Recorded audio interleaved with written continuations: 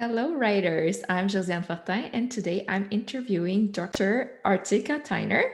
So, Artika is the author of 8 books, and she's working on many more coming up this year. So, Artika serves as the founding director of the Center on Race, Leadership, and Social Justice at the University of St. Thomas School of Law.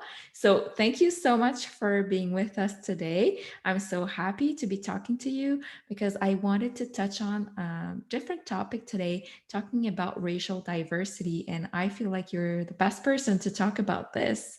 So please start off by telling us a little bit about you. Yes, I think the most important thing that you can know about me is I'm a lifelong educator. So books have been a vehicle to expand beyond the constraints of the four walls of my classroom to reach students, learners, leaders, builders all over the world.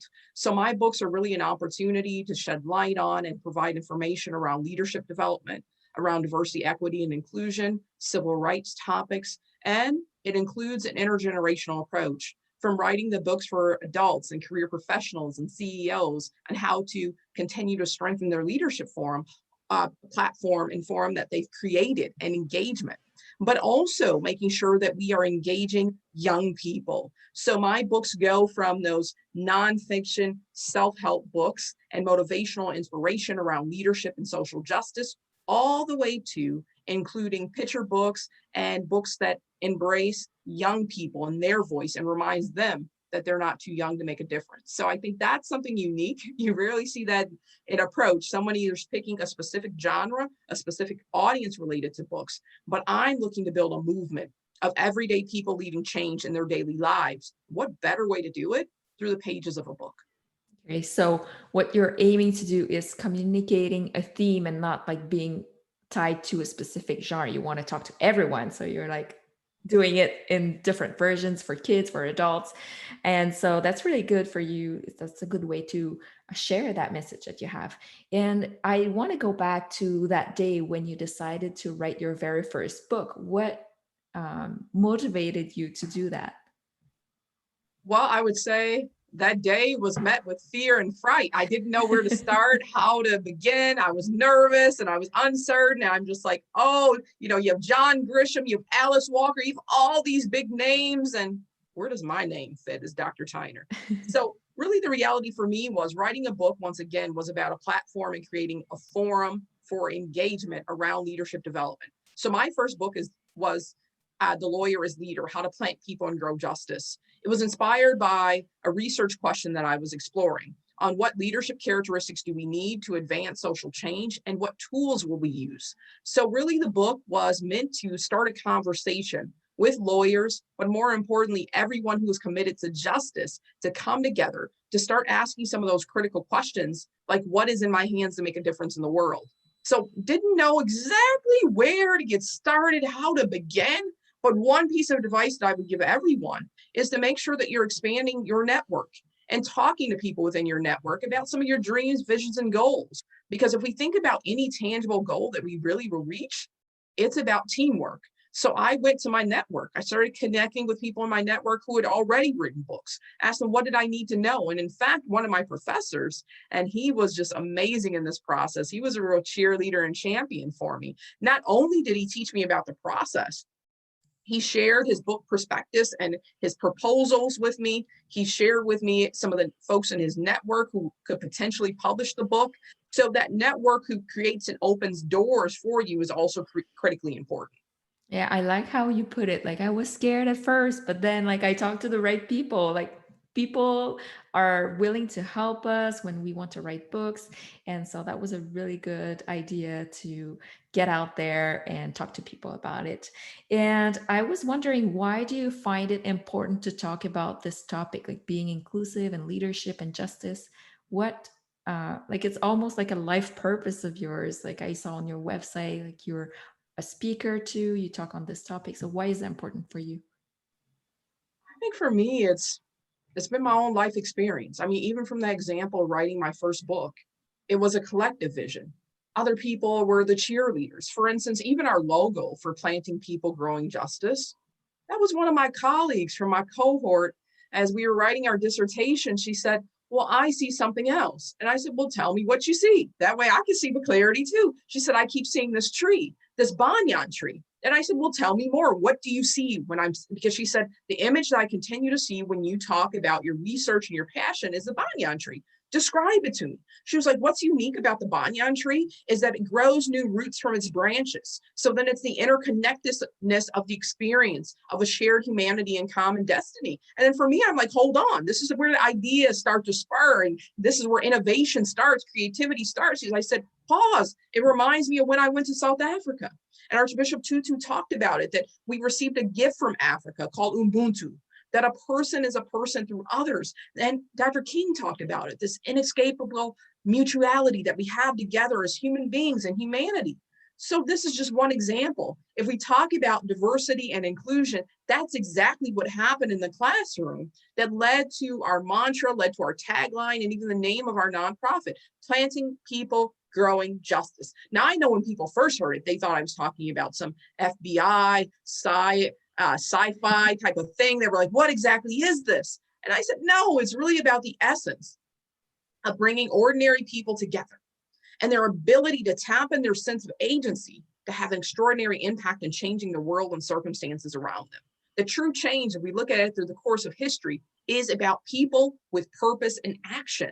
So when I think about diversity and inclusion, diversity, of course, is the representation to ensure that we're bringing and creating that multicultural landscape, that tapestry, and bringing it together in meaningful ways. But what weaves it together is that inclusion, that we're not just saying you have a seat at the table, but we're saying that we need to hear your voice.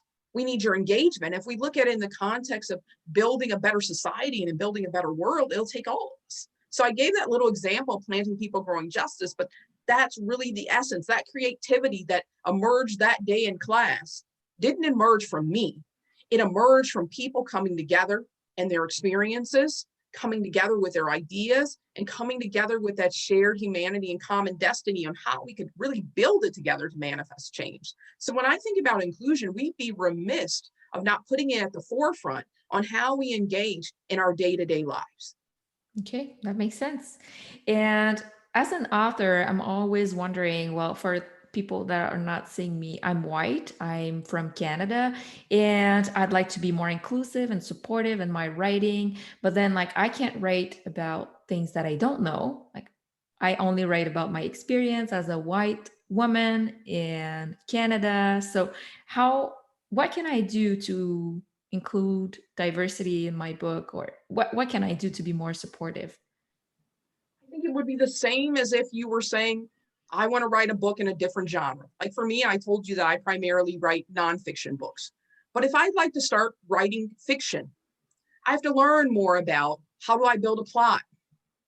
How do I make sure that I bring my characters and make them come alive in meaningful ways?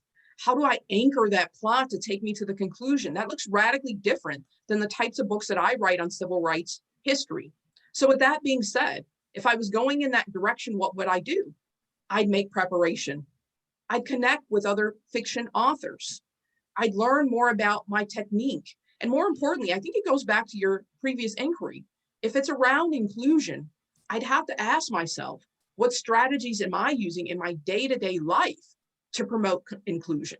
That it's not something I'm just doing because I have a new writing project, that this is a part of my own obligation or leadership challenge to learn more about the diversity that surrounds me, and more importantly, to build those connections that lead me to inclusion.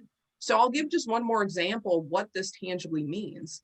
Even when I went, I'll give one more example for those who are thinking about, well, how do you do this? When I was preparing to write children's books, one of the things that I invested in was myself. And I went to the Highlights Foundation, and I went to the Highlights Foundation to study my craft, to understand how can I more effectively go from writing for adult audiences. I remember my first book, everyone was silent on my first children's book. I sent it out and I'm like, why is no one responding? And then finally someone said, well, it reads like a dissertation. I was like, well, okay. I am Dr. Tyner. What did you expect? But I took the feedback with stride, because it meant that I had to learn to see and view the world through the lens of a child. Yes. And I couldn't do that just in a distance by reading a book. I had to do that by doing what? I started volunteering more in schools. And I started supporting more of the reading programs. I wanted to see what young people enjoyed reading. I wanted to see how they unleashed their imagination. So I actually went out and did a focus group for my book, Justice Makes a Difference. And I went out to an early childhood center and I asked the children, what does it mean to be a superhero? Now I thought they're 3 years old. The oldest was 4. The youngest was 2. I didn't expect them to really have an answer. But all of a sudden, hands were raised and people, they were going, oh, no, they help people. No, they save people. I want to be a superhero. I was shocked because I didn't know that they would have a frame of reference of what it meant to be a superhero. So when I think about that, I think it aligns directly with your question. A piece of what the author does is they connect to society in meaningful ways. And it's not just when they're typing or writing their book, it's in their day-to-day life. Because in writing, what are we doing? We're unleashing our moral imagination to create and transform the world, no matter which genre you're writing in. Yes. What better way to do that? And making sure that you're open to the world in some meaningful ways. Yeah. And what would you say, like, I'm afraid of having characters that are not like me because I don't want to appropriate, like, cultural appropriation, and or I'll say something that might pertain to that particular character and people might say, oh, that's what you believe about like this community or this type of person. So how I find it really sensitive and delicate. So how do I get away from that and still like include diverse people? I would take the question in a different direction. Okay. Who are the diverse people in your network? Remember, we began with network. Yes. How do we share information? How do we engage? So I oftentimes go to my friends and other writers and I ask, what do you think about this character? Okay. What do you think I'm missing? What do you think I need to know? And in fact, I'll just tell you, for children's books, it's oftentimes a challenge because we focused on increasing the diversity of children's book authors, but we also need to increase the diversity of children's book illustrators, because there's a challenge that oftentimes arises. And my friend joked about it, but I was like, this is no joking matter right now. We have a deadline. We're trying to finish a book and we have a real challenge. And she was joking to try to make me calm down. And I said, I can't calm down because I don't know how to address this issue right now. You know, when it's like that pressure, you're trying to get to the finish line. I'm just like, there's no Yes. calm left. So just no jokes. We're serious now. But the issue was that there was a full illustration. Whole book is done. And you're talking about stereotypes, biases. And this is why I'm saying this is not just about our work as an artist. This is our work as people to challenge the day-to-day biases that are our blind spots to make sure we don't see clearly. A whole book is completed and all the characters look alike. And when I say they look alike, if they're characters of color, they all have the same skin tone, same hairstyle. Where do we do this? I mean, clearly that's incomplete related to the work. And then at one point, a stereotype was so strong about one character, I was like, where does this bias come from? That the image of the character that you had in your mind doesn't match up with the manuscript. Why is that? So I think a big piece of this is long before we start writing, illustrating a book, coming together, it's begging the question, what type of internal work are we doing to make diversity and inclusion a part of our day-to-day life that's fueled then about equity? So that means we have to be intentional in those cultural exchanges, in those cultural experiences, building cultural bridges, getting things wrong, but being open enough to get them right.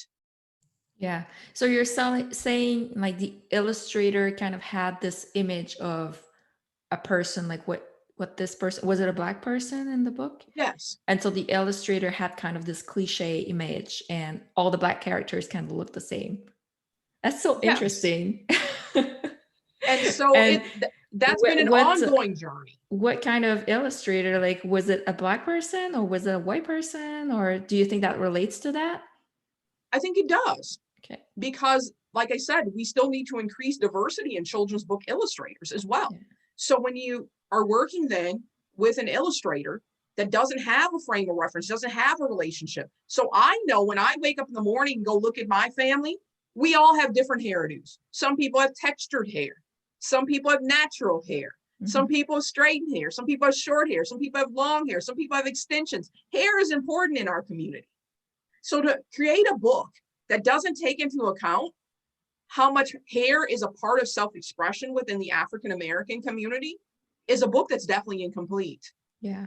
And then to create, in addition to that, skin tones. If you look at the variation of my skin tone in my family lineage, I have family members that are your skin tone, that are African-American too. So how can you just say that there's one dimension of what our number and amount of melanin within our DNA? We have to make sure that if we're going, and this is just one example of illustrators, but it happens related to when we're writing about characters as well and making them come alive. Yeah. You're still the author. Your biases, stereotypes, and prejudices are still with you. They don't go away because you start working on the book.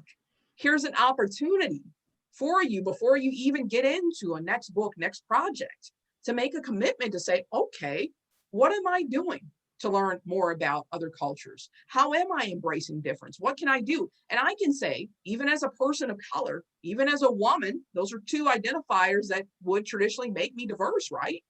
I have to make a commitment to learn every day, learn about other women and their experiences across the globe, around the world, and also learn about more of my experience of being a part of the African diaspora. Okay. It doesn't look the same. And how being a Black woman has impacted your writing career? Like, have you faced issues or opportunities specific to your identity? I think my general nature is we see a problem, we create a solution. I see many challenges within the publishing industry. I see many barriers, I see many roadblocks, but the reality of it is, it's my responsibility, and based upon my faith, based upon my cultural heritage, to open up doors and windows of opportunity for the next person. So to be honest, I spend very little time worrying about what those day-to-day challenges are. And I spend the time on mentoring, supporting, and creating other opportunities for those who are coming along beside me and after me.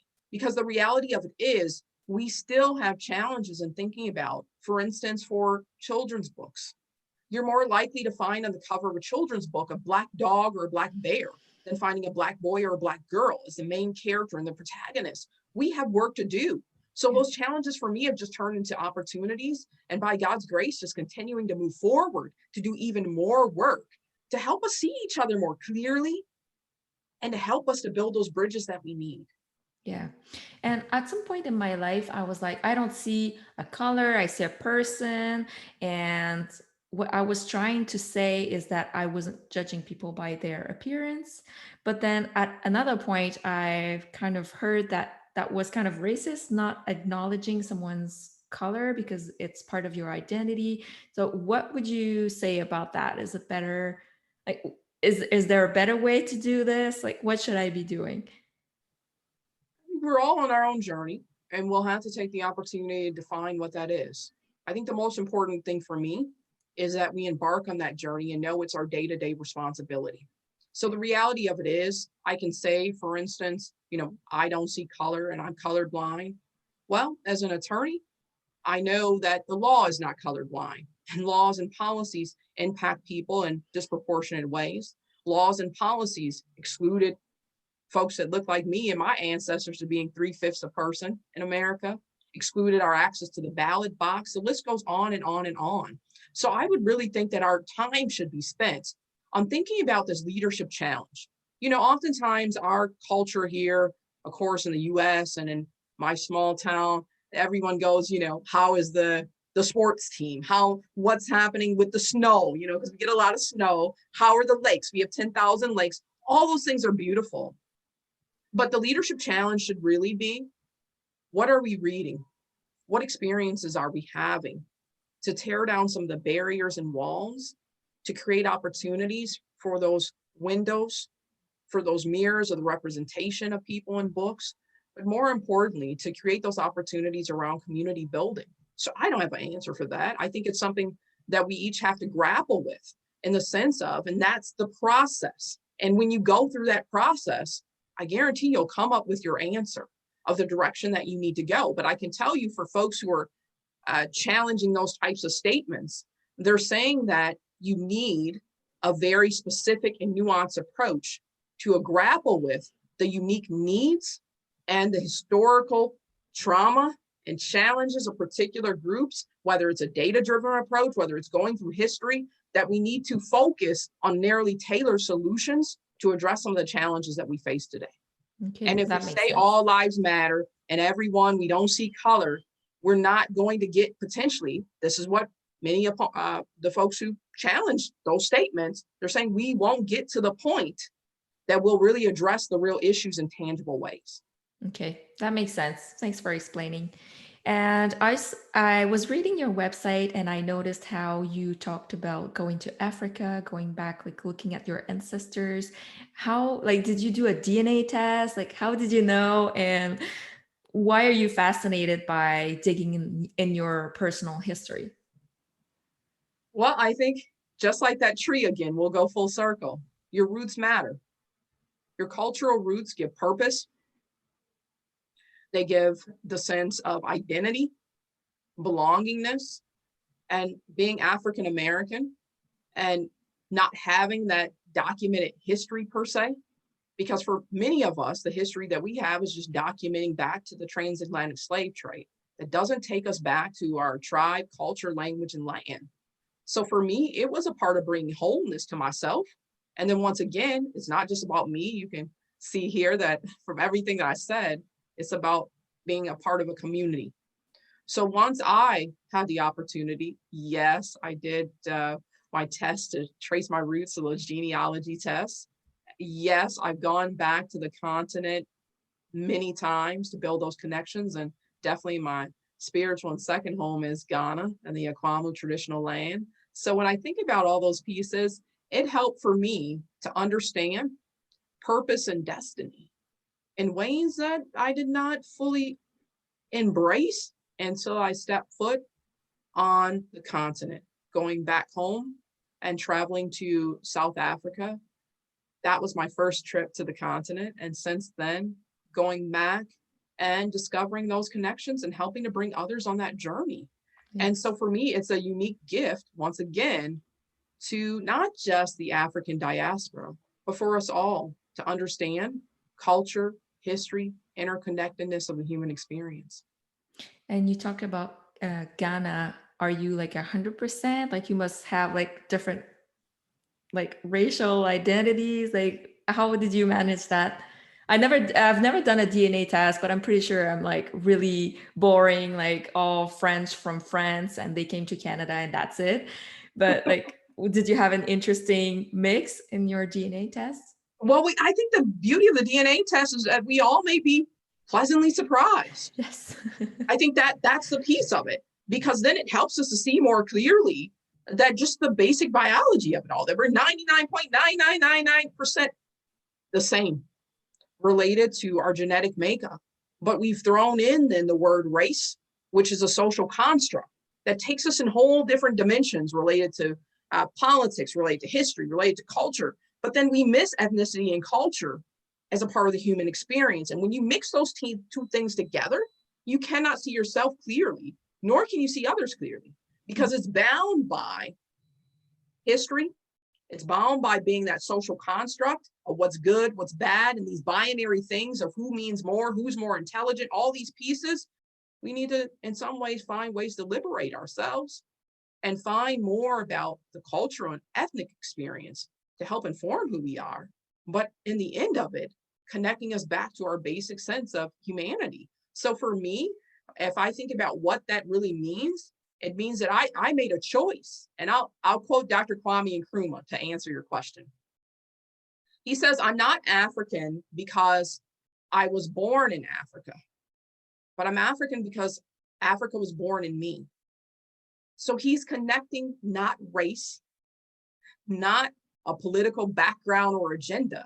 He's connecting in a specific piece of history and culture together, and then making it a piece of cultural heritage, of a piece of cultural pride. I think that's what, if I think about some of the things that have connected and inspired me, Dr. Kwame Nkrumah's legacy.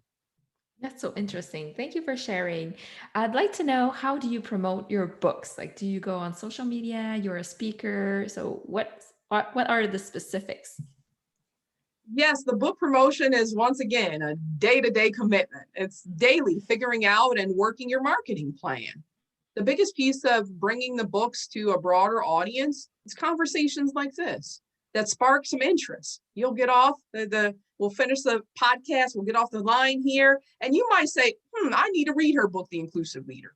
She gave me something to think about as we challenge bias, stereotypes, as we build those opportunities. She keeps saying shared humanity, common destiny. What does that mean to her? So as I get out, as I share information, that's really the spark. And then for the books as well, they promote themselves. Like, for instance, our children's book, Justice Makes a Difference. It's become a movement within itself. Remember going back to that early childhood center, those 2, 3, and 4-year-olds? They resonate with justice. They resonate that she's them, that she's a young girl that looks like them, that has their experience, wants to be a superhero. So a piece of the marketing is branding and connection. And more importantly, we know this from setting any marketing plan, the value proposition. And for me, it's not just measured in dollars and cents.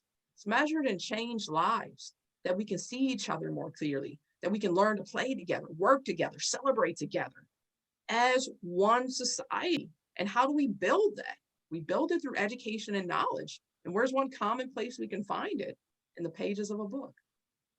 I like that. What a great way to end this podcast. And what writing projects you're working on. And then after that, I'll you to share like your links, where can people find you, and where can people buy your book?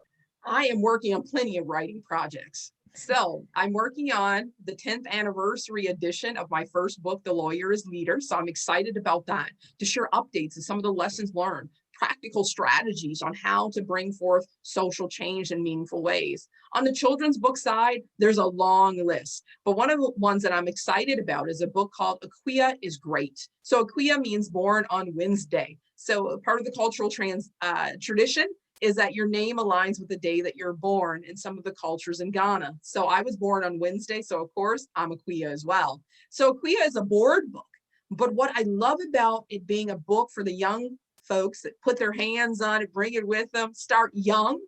This board book is an opportunity for young people. This piece, Aquia is Great, is an affirmation, daily affirmations that parents can share with their children about the greatness inside. Because I want to start young. I want to start with a young girl who, dared to dream, to change the world. Let's start with inspiring her today, inspire her before she even makes it to school, inspiring her right at home. And when she gets to school, continuing that journey to say, yes, you can, and yes, you are great, and that we will help. We as a community, and we talk about culturally the village, not just parents or immediate nuclear family, the village will help you cultivate your greatness. And last but not least, I'm really excited about a book that I'm writing. This is more targeted for women who are in their young professional stages, just beginning the career. And this book is related to women leading change. So it's entitled African Women Leading Change, Quotes of Inspiration for the Future. So it's taking those stories of those unsung heroes to give inspiration for our journey today. Like, for instance, one of the quotes that we include is from President Ellen Sirleaf Johnson. And one of the things that she talks about dreaming, we oftentimes hear dream big, but she gives us a deeper essence of dreaming. She says, if your dreams aren't big enough to scare you, they are not big enough. So really what we're doing is inspiring everyday people to unleash those dreams, unleash that potential. So really my kind of really essence of what this is all about is that the hero is within. And how do we create the kind of modern day Justice League where we all can manifest change together? So where can you find all our materials? Where can you get support us? You can go to my personal website, which is my name, artikatyner.com. And you can also learn about our philanthropic work, because in addition to running our publishing house and training center, really our work is with each book sold, there's a percentage of the proceeds that go directly to continuing the work, to get the books and especially hands connected to books. So get them in the hands of young people. So for instance, when you buy our book, Justice Makes a Difference, 100% of the proceeds go directly to our nonprofit. So we can run our youth leadership summit, so we can create youth leadership workshops and engage our young people around how they can lead change. So your support is planting that seed in the future, so we can reap a harvest of justice and equity. Thank you so much for sharing your knowledge and passion with us today. It was so great talking to you. Thank you. Thank you for the opportunity. Bye.